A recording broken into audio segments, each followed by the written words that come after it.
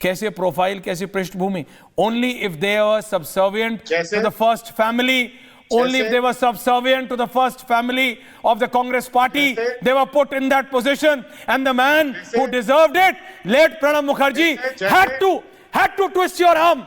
आज आप सुनना चाहते हैं? प्रणब मुखर्जी कांग्रेसी नहीं थे। प्रणब मुखर्जी को राष्ट्रपति बनने के लिए सोनिया गांधी ने हर वो कोशिश की कि वो राष्ट्रपति ना बन पाए। प्रणब मुखर्जी राजनेता में आपके सारे कांग्रेस के बाप निकले। उन्होंने ममता बनर्जी और मुलायम सिंह को यूज किया, ऐसा यूज किया कि नेताजी एक नाम लेके अंदर गए, दूसरा नाम लेके बाहर आए, पूरी कांग्रेस भौचक्की रह गई। राजनीति, पंकज जी, कल का बच्चा मैं भी नहीं हूं, आप भी जानते हैं क्या होता है राजनीति में। So let's just play, let's call a spade. बात समझिए, ये देश की जनता है, घास थोड़ी खाती है, इन्हें भी पता है क्या होता है। बीजेपी बनाएगी तो किसी कांग्रेसी को नहीं बनाएगी, कांग्रेस बनाएगी तो किसी बीजेपी को थोड़ी बनाएगी। फ्रैंकली बात करते हैं। हमेशा पंकज दादा, अजय जी आ रहा हूं, से काफी निष्पक्ष लोगों को बनाया।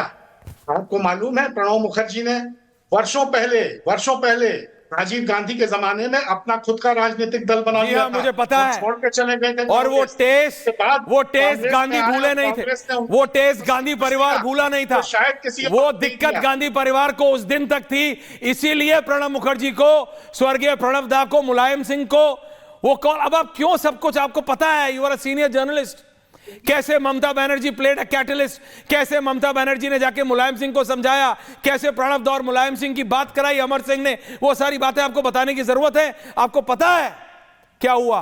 बात अभी प्रणब दा की नहीं है, बात है what is happened with Jagdeep Dhankhar. मैं सिर्फ आपको बता रहा हूं, कोई पार्टी हो, बीजेपी हो, कांग्रेस हो, सब यही करते हैं। पंकज दादा, 30 more seconds and I'm opening the debate. देश ये जानना चाहता है कि जगदीप धनखड़ जी के साथ ऐसा क्या हुआ कि उनको इस्तीफे देने पर मजबूर होना पड़ा। मैं तो ये कहता हूं कि संसद की एक आंतरिक समिति को इसकी जांच करनी चाहिए। क्या उनके साथ कोई दुर्व्यवहार हुआ, क्या उनके साथ कोई ऐसी घटना हुई जिसकी वजह से वो इतने आहत हो गए कि उन्होंने बीच सत्र में अपने पद से इस्तीफा दे दिया। उनका स्वास्थ्य ठीक नहीं था तो वो सत्र शुरू होने के पहले इस्तीफा दे सकते थे, खत्म होने के बाद इस्तीफा दे सकते थे। स्वास्थ्य ठीक न होने की वजह से राष्ट्रपति जी से बात कर सकते थे, प्रधानमंत्री जी से बात कर सकते थे। हुआ क्या ऐसा इस सरकार में?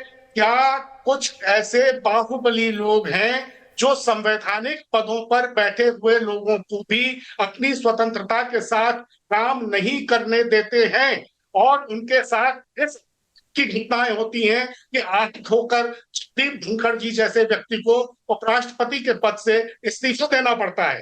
ये जांच का विषय है, क्योंकि जांच होनी चाहिए पूरी तरह से। हर्षवर्धन जी, अजय दादा को बुलाइए और उधर रत्नाकर जी। ऐश्वर्य जी, मुझे तो कभी भी लगता है ना कि पंकज जी हमारे वरिष्ठ रहे, हालांकि अब तो पूरी तरह से राजनीति में है, कांग्रेस में रहे, कांग्रेस के ही हैं, तो कोई दिक्कत नहीं है, लेकिन हमारे वरिष्ठ रहे, पत्रकार रहे।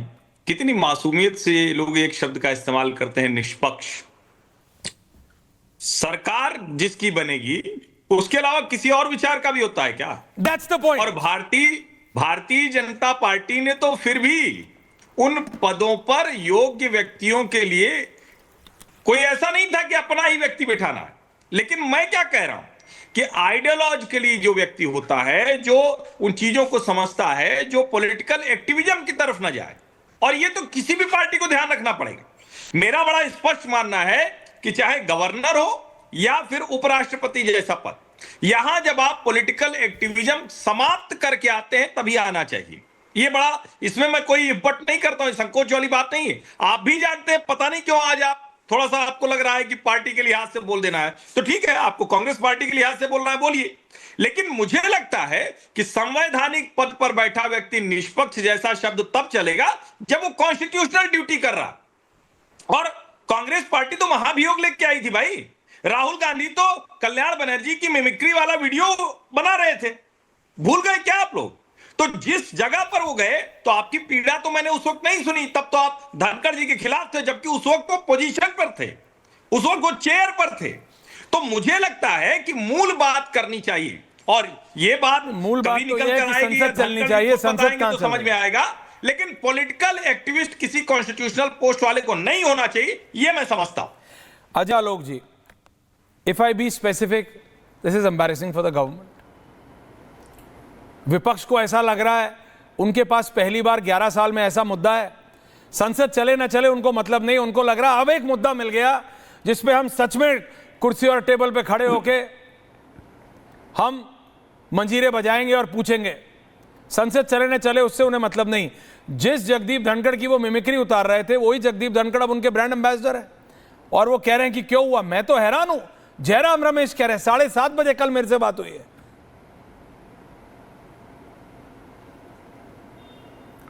देखिए ऐश्वर्या जी, सबसे पहली बात कि हमें यह नहीं भूलना चाहिए कि उप महामहिम माननीय श्री जगदीप धनखड़ जी हमारे उपराष्ट्रपति रहे हैं। उनका इस्तीफ़ा आज सुबह ही राष्ट्रपति ने मंजूर किया है, लेकिन उनके एक पद की गरिमा है, तो उनके पद को जो यहाँ डिसेक्शन किया जा रहा है ये कहीं से भी उचित नहीं है। और हम लोग जो ये डिस्कशन कर रहे हैं, उनके इस्तीफे में उन्होंने अपनी साफ वजह बताई है कि तत्कालीन स्वास्थ्य चिंताओं के कारण मैं छोड़ रहा हूँ। इसका सम्मान होना चाहिए, पहली बात। दूसरी बात, विपक्ष के लिए एक बात कहूँगा, बिहार में एक कहावत है, सूखा पोखरा में मछली मारने वाले को बहुत बुद्धिमान कहते हैं। तो सूखे पोखरे में मछली मारते रहिए। अचानक धनखड़ जी से इतना प्यार उमड़ रहा है, अब बाकी तो सब कोई बात बोल ही रहे हैं। अब मैं 2 करेक्शन देना चाहूँगा, एक तो हर्षवर्धन जी को भी और एक करेक्शन पंकज जी को भी।